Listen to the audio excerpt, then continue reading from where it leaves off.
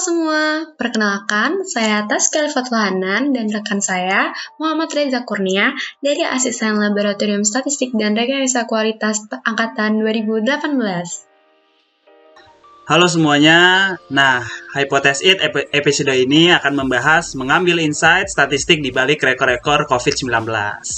Nah, di masa pandemi ini kan kita sering banget ya lihat buka sosial media di mana mereka menyajikan informasi mengenai data atau grafik yang menunjukkan informasi terkait kondisi saat ini atau terkait COVID-19 ini ya, Zak ya. Nah, data-data yang disajikan pada masa pandemi ini sebenarnya juga memuat berbagai rekor yang telah dicapai selama pandemi ini. Dan rekor-rekor tersebut juga diantaranya adalah seperti rekor kesembuhan pasien, ada juga rekor penambahan kasus aktif, dan juga adanya rekor jumlah kematian. Benar banget. Jadi, tapi nih Zak ya, di balik rekor-rekor tersebut ternyata tuh kita banyak banget hal yang perlu kita ketahui dan perlu kita dalami lebih lanjut supaya nih nggak terjadi namanya misleading informations yang bisa menimbulkan hoax-hoax yang bertebaran dan kita mengambil insight ini adalah langkah yang tepat karena hal tersebut sangat penting dilakukan agar tidak terjadi misleading terhadap suatu data tersebut. Nah, benar banget nih. Berarti kan kurang lebih kalian mau tahu nih bagaimana sih cara menyajikan insight statistik ya. Apalagi terkait dari rekor-rekor COVID-19. Yuk simak Hypothesis It episode ini.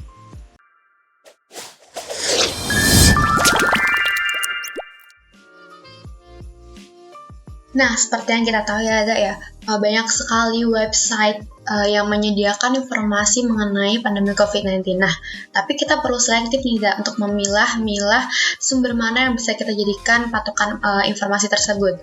Nah, salah satu situs terpercaya mengenai informasi terkait pandemi COVID-19 itu adalah www.covid19.go.id.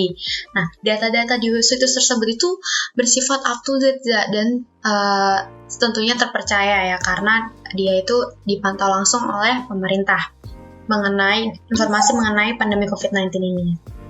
Nah, betul banget nih. Jadi di situs ini memang ditampilkan data dengan visualisasi. Nah, dengan visualisasinya itu berupa line chart. Sehingga dan juga di sini ada beberapa juga. Jadi mungkin ada visualisasi yang interaktif gitu dengan menggunakan dashboard. Tadi juga ada line chart, ada juga bar chart, density chart, dan mungkin chart-chart lainnya yang bisa membantu untuk visualisasi. Dan data pertumbuhan kasus aktif, mungkin juga adanya data kesembuhan dan data kematian dari kasus COVID-19 juga disajikan menggunakan line chart pada situs ini. Jadi cukup bagus ya kurang lebih situs dari COVID-19 ini. Iya, bener banget. Dan line chart di website covid19.go.id ini tuh ada 4 ya. Jadi yang pertama itu ada line chart kasus terkonfirmasi positif, terus ada kasus sembuh, kasus meninggal, dan yang keempat itu ada line chart gabungan dari ketiga kasus tersebut. Nah, keempat line chart ini ya dia tuh punya sumbu X yang menunjukkan variabel dalam bentuk bulan dan juga sumbu Y yang menunjukkan jumlah kasusnya.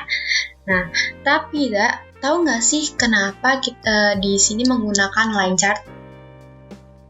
Nah, ini nih perlu juga kita tahu nih, line chart tuh sebenarnya apa sih gitu. Nah, biasanya kita kenal tuh line chart sebagai grafik garis. Jadi di mana biasanya itu digunakan untuk menampilkan evolusi satu atau beberapa variabel numerik. Nah, ini biasanya berupa titik-titik data. Kalau kita lihat ya di grafik itu ada titik-titik data yang dihubungkan oleh segmen garis lurus. Dan biasanya memang dari line chart ini digunakan untuk memvisualisasikan tren data selama interval waktu tertentu. Sehingga memang garis ini sering digambarkan secara kronologis. Oke, nah seperti tadi yang dijelaskan ya oleh Reza juga, jadi line chart itu pada situs covid19.go.id terutama yang digunakan itu supaya kita bisa tahu bagaimana tren dari kasus COVID-19 sendiri. Nah, di sini kalau dilihat ya ada beberapa insight yang dapat kita ambil dan dari line chart ini terkait perkembangan kasus pandemi COVID-19 ini, Kak. Ya, bener banget ya. Jadi kalau misalkan dilihat ya dari grafik pandemi COVID-19 di Indonesia memang terbilang cukup fluktuatif ya. Apalagi mungkin di waktu bulan Januari sampai bulan Maret dan mungkin kemudian mengalami peningkatan yang sangat signifikan pada rentang bulan Mei sampai Juli kalau kita lihat ya. Dan selain itu juga kita juga dapat lihat nih bahwa perkembangan antara kasus terkonfirmasi dan sembuh tuh memiliki tren hampir sama, Tas. Nah, jika dilihat lebih dalam lagi, kita juga bisa lihat nih kalau terdapat beberapa data yang nilainya ekstrim.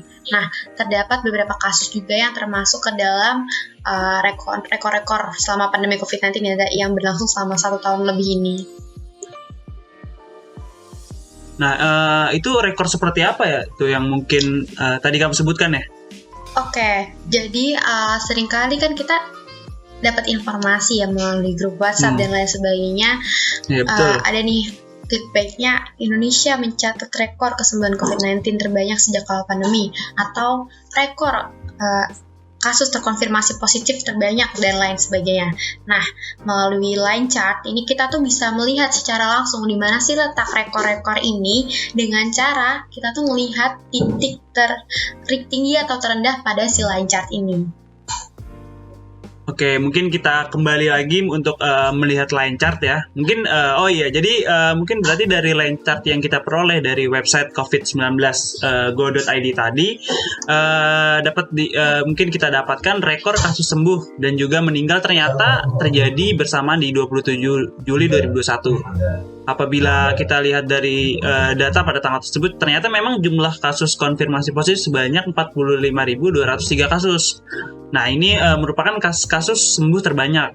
Dan juga di sini juga ada kasus sembuh terbanyak yaitu sebanyak 47.128 kasus. Nah, ini tertinggi selama pandemi dan juga adanya kasus meninggal sebanyak 2.069 kasus. Tertinggi juga selama pandemi, Tas. Jadi itu ada informasi-informasi yang kita dapatkan dari Lenca. Wah, berarti ternyata tuh adanya rekor kesembuhan ini tuh belum tentu mengindikasikan kalau COVID-19 di Indonesia menurun ya, Tak ya? Ya, betul sekali.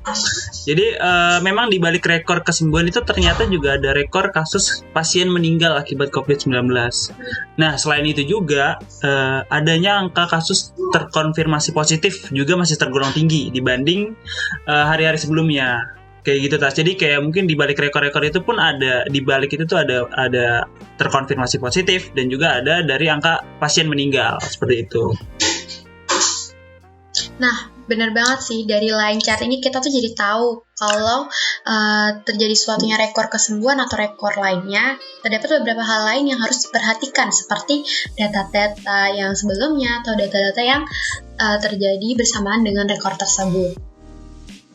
Oke, jadi memang adanya line chart ini sangat memudahkan pemerintah sekali untuk mungkin melihat data dan melakukan sebagai pengambilan keputusan atau menentukan kebijakan-kebijakan. Dan juga dapat mengevaluasi terhadap keputusan-keputusan yang telah diambil sejauh ini dalam mengatasi pandemi COVID-19 ini, Tas. Jadi mungkin pemerintah agar tepat menentukan kebijakan-kebijakan yang diterapkan. Benar banget, setuju banget. Jadi kita sebagai warga masyarakat Indonesia sendiri juga harus aware ya terhadap perkembangan kasus COVID-19 ini dan menanggapinya dengan lebih bijak lagi. Terus juga dalam usahanya untuk menanggulangi pandemi ini nih, Zaya, kita tentunya diperlukan kontribusi dari semua pihak supaya pandemi ini segera berakhir. Betul, patuh terhadap kebijakan dan prokes atau protokol kesehatan merupakan salah satu kunci. Kunci apa? Kunci dalam penanggulangan pandemi ini. Ya, setuju sih, Zak. Tapi nih ya, menjaga prokes dan mematuhi kebijakan sendiri itu belum tentu cukup, Zak. Jadi kita juga perlu menjaga diri dengan minum vitamin, memperbaiki pola gizi makanan kita sehari-hari. Kalau kamu sendiri minum vitamin apa nih, Zak? Kalau aku sih mungkin minum vitamin C ya, yang seperti biasa yang dijual di apotek. Dan mungkin ini sih, Tas, jangan lupa untuk kita itu berjemur ya, karena kan merupakan vitamin D yang gratis lah ya dari matahari. Olahraga juga jangan lupa. Iya, betul. Jadi kita memang harus olahraga karena ya untuk menambah imun kita juga gitu ya, Tas ya. Yap, benar banget nih. Oke, benar banget, setuju banget nih, Zak. Oke, berarti buat semuanya yang entah itu di rumah atau dimanapun yang mendengar, so stay healthy and stay safe everyone. Sekian Hypothesis It episode kali ini. Jangan lupa like, comment, subscribe, dan tekan tombol lonceng untuk mendapatkan notifikasi video Hypothesis episode ini. Sampai jumpa di Hypothesis selanjutnya.